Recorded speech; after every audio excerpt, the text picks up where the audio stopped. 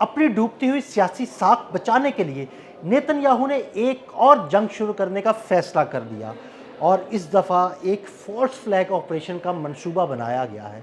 یہ false flag operation کا منصوبہ کیا ہے، اس کو کس طرح شروع کیا جائے گا، اس بارے میں اظہر علی خان سے بات کرتے ہیں۔ اظہر بھائی، امن معاہدہ ہو رہا ہے، نیتن یاہو وہاں سے مائنس ہو گیا، اب اس کو عدالتوں کا سامنا کرنا ہے، وہ عدالتوں سے بچنے کے لیے، اپنی سیاسی ساکھ بچانے کے لیے ایک فالس فلیگ آپریشن کا منصوبہ بنا رہا ہے جو اسرائیل کے اندر ہی کیا جائے گا۔ یہ فالس فلیگ آپریشن کا منصوبہ کیا ہے، کب شروع کیا جائے گا، کیسے شروع کیا جائے گا اور اس کے مقاصد کیا ہیں؟ عدیل بھائی، ایک بہت بڑا اور بہت خوفناک ڈرامہ کرنے جا رہے ہیں فالس فلیگ آپریشن کے نام پہ۔ نیتن یاہو نے اس کو پلان کیا ہے اور نیتن یاہو نے کہا ہے کہ اب جنگ چھیڑنی ہے اور وہ جنگ اب اسرائیل کے اندر ہی چھیڑنی ہے۔ بہت بڑا دہشت گردی کا ایک منصوبہ ہے جو وہ بنا چکے ہیں اور اس کے لیے انہوں نے پورا ڈرامہ رچا ہے۔ سب سے پہلے انہوں نے ایک خط لکھوایا ہے شین بیت سے۔ شین بیت ان کی موساد کی طرح کی ایک ایجنسی ہے جو ان کے اندرونی معاملات کو دیکھتی ہے، اور اب وہ اتنی طاقتور ہو چکی ہے کہ موساد کے ساتھ جا کے وہ بیرونی معاملات بھی دیکھنا شروع ہو گئی ہے۔ شین بیت کے چیف نے خط لکھا اور اس نے کہا ہے کہ ایک دہشت گردی کا ایک منصوبہ بنایا جا رہا ہے اور میں اس بارے میں آپ کو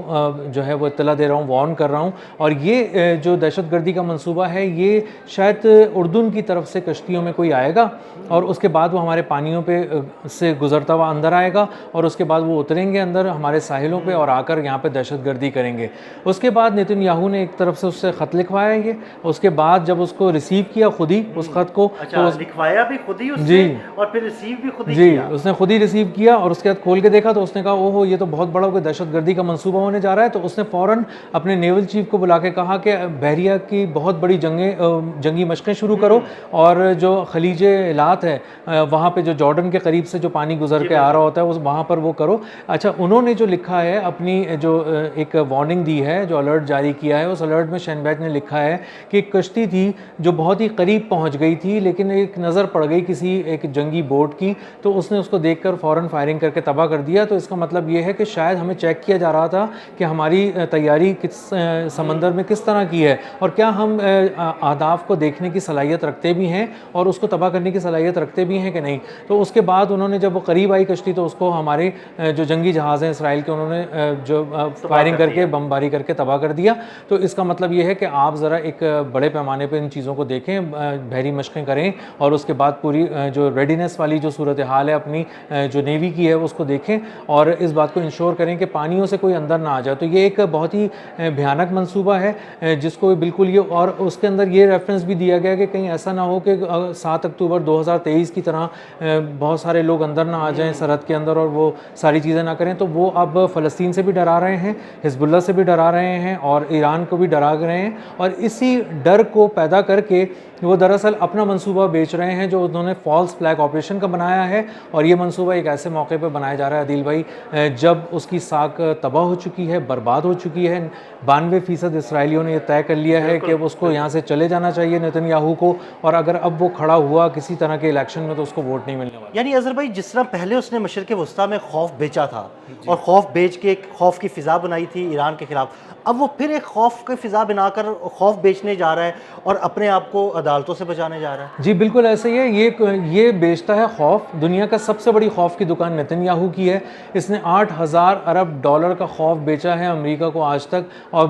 مختلف قسم کے دشمن سامنے کھڑے کر کر کے بتایا کہ یہ تمہارا دشمن ہے، عراق تمہارا دشمن ہے، ایران تمہارا دشمن ہے۔ تو 8 ٹریلین کا جب یہ لاس اٹھانے کے بعد اب امریکہ کو سمجھ میں آ گیا کہ ہمارا دشمن اصل میں کوئی اور نہیں ہے، نیتن یاہو ہے۔ تو یہ نیتن یاہو اس وقت ناکام ہو چکا ہے۔ اس وقت جو یہ خوف بیچ رہا ہے اب یہ اسرائیلیوں کو خوف بیچ رہا ہے اور کوشش کر رہا ہے کہ کسی طرح سے یہ خوف کی فضا قائم کی جائے اور وہیں پہ حملہ کیا جائے اندر، تاکہ اس کو پتہ چل جائے کہ ایران دیکھو کس طرح حملے کرا رہا ہے، اردن کی طرف سے کرا رہا ہے، لبنان کی طرف سے کرا رہا ہے، اور اس کو اس سے جنگ کرنا بہت ضروری ہے۔ اور یہ سب اس ایسے موقع پہ کر رہا ہے جب اس کے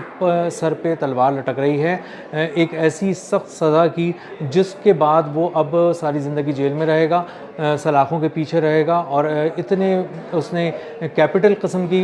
जो चीज़ें की हुई हैं, पनिशमेंट्स उसको मिलने वाली हैं, जिसके बाद अंदाज़ा होता है कि वो अब ज़िंदा बाहर नहीं आ सकेगा, उसको पूरी उम्र जेल में ही रहना पड़ेगा। अच्छा अज़हर भाई, ये खौफ की फ़िज़ा बना के, ये फॉल्स फ्लैग ऑपरेशन का मंसूबा बना के दोबारा फिर क्या ईरान को ही टारगेट करने का मंसूबा है? इसको जवाब चाहिए अदील भाई, इसको किसी तरह से भी जवाब चाहिए, ईरान के हवाले से और लबनान के हवाले से। और लबनान में भी इसके कदम आगे बढ़ रहे थे, वो रुक गए हैं क्योंकि ईरान ने भी उसको लगाम डाल दी है और डोनाल्ड ट्रंप ने भी लगाम डाल दी है, और अब वो अपने फासले वाइट हाउस से, वाशिंगटन से बढ़ा रहा है, और वो इसीलिए ये सब चीज़ें कर रहा है क्योंकि उसको समझ में आ गया है कि उसको ये महाज गर्म रखना था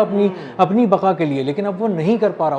उसके लिए बहुत ज़रूरी है कि कोई मुल्क आके कह दे कि प्लीज़ मेरे पास आके आग लगा दो अपने नाम पे, और किसी तरह पता चल जाए। माचिस लिए फिरता है ना? बिल्कुल ऐसा ही है, मिट्टी का तेल और माचिस हाथ में लिए फिरता है, जहाँ देखता है वहाँ बम मार देता है, जहाँ देखता है वहाँ पे हुकूमत गिराने की बात करता है। तो बुरी तरह से ईरान में नाकाम हो चुका है, लबनान में नाकाम हो चुका है, अब उसके पास कोई और महाज जंग उसको मिल नहीं रहा, तो उसने कहा चलो इसराइल का महाज गर्म करते हैं। अपने ही यहूदियों को मारने का एक प्लान बना लिया उसने बड़े पैमाने पर, और एक बहुत बड़े हमले की तैयारी कर रहा है, और इस बड़े हमले के होने की सूरत में वो लोगों को, दुनिया को बताएगा कि ख़तरा टला नहीं था, जंग रुकनी नहीं चाहिए थी। देखें जंग ये तो इस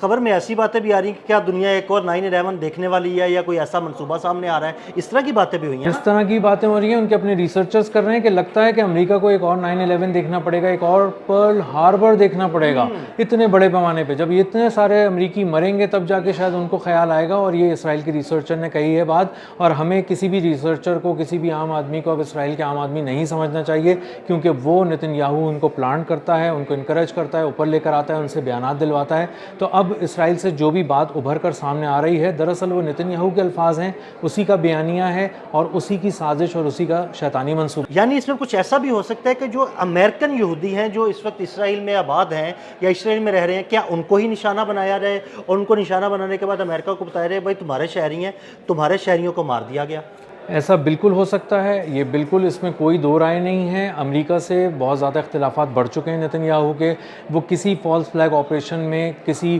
ख़ास किस्म के मज़हब को भी निशाना बना सकता है अपने अंदर, क्योंकि वहाँ पे क्रिश्चियनिटी काफ़ी है, काफ़ी क्रिश्चियंस हैं वहाँ पर, इसी तरह अमेरिकन बहुत सारे हैं और दीगर कौमियतों के भी लोग हैं। तो अगर आप किसी पे वार करते हैं तो ये पूरा एक आलमी पैगाम जाता है, बहुत ही शदीद किस्म की शॉक वेव्स जाती हैं पूरी दुनिया के अंदर, और बताने का मकसद ये कि किसी भी तरह आप पकड़ कर घसीट कर ईरान को जंग में दोबारा ले आएँ, अमेरिका को दोबारा जंग में ले आएँ, लबनान के महाज को गर्म कर दें, तो इसको अंदाज़ा होता है कि मैं फिर 6-8 महीने और निकाल जाऊँगा। वरना अगर जिस तरह से ये चीज़ें अमन माहिदे हो रहे हैं और जिस तेज़ी से ये लोग आगे बढ़ रहे हैं, इसका तो मतलब है कि जंग ख़त्म होने वाली है, बिल्कुल ख़त्म हो चुकी है, और उसका दोबारा भड़कने का कोई इम्कान भी नहीं है इन शोलों के। तो इसका मतलब ये है कि नेतन्याहू माइनस हो चुका है, इसके बुरे दिन आ चुके हैं, और इसको अब अपने ही लोगों को मारना पड़ेगा ताकि पता चल सके दुनिया को कि ये कोई बहुत बड़ा ख़तरा था जिसकी तरफ ये निशानदेही कर रहा था। अच्छा, जिस तरह इसराइल के और अमेरिका के दरमियान फासले बढ़ गए हैं, अगर इन फासलों के दरमियान इसराइल कोई ऐसी हरकत करता है, कोई फॉल्स फ्लैग ऑपरेशन करता है और बाद में ये बातें खुल जाती है कि इसराइल ने खुद किया, तो क्या अमेरिका उस पर कोई किसी किस्म का हमला भी कर सकता है या उसको लगाम डाल सकता है, या नेतन्याहू के खिलाफ किसी किस्म की कोई कार्रवाई भी हो सकती है? मुझे तो लगता है अदील भाई कि इसने ये जो प्लानिंग की है ना, इंटेलिजेंस एजेंसीज़ को भी अभी इन चीज़ों का पता चल गया है, और उसके बाद इसको बहुत ही कोई शटअप कॉल किसी तरह की आएगी और उसको महदूद किया जाएगा और उसको बताया जाएगा कि तुम जो कुछ भी कर रहे हो अपने यहूदियों के साथ करना, हमारे लोगों के साथ नहीं करना, और कोई ऐसा पैगाम नहीं देना जिसके नतीजे में तुम हमारी गर्दन को फंसाकर अमेरिका ईरान की तरफ लेकर जाओ या लबनान के महाज की तरफ लेकर जाओ। तो हम अब तुम्हारे किसी फेल के ज़िम्मेदार नहीं हैं, तुम्हें जो करना है अपने लोगों के साथ करो, उन्हीं को मारो, उन्हीं पे हुक्मरानी करो, उन्हीं को पीसो, लेकिन हमारे अगर एक शहरी को भी मामूली सी खराश आई तो तुम्हें छोड़ेंगे नहीं। बहुत शुक्रिया अज़हर भाई ने इस सारे मंसूबे का कच्चा छटा खोल के रख दिया। मज़ीद अपडेट्स के लिए मैं फॉलो करते रहे अदील अहमद और अज़हर अली खान को इजाज़त दीजिएगा। अल्लाह हाफ़िज़।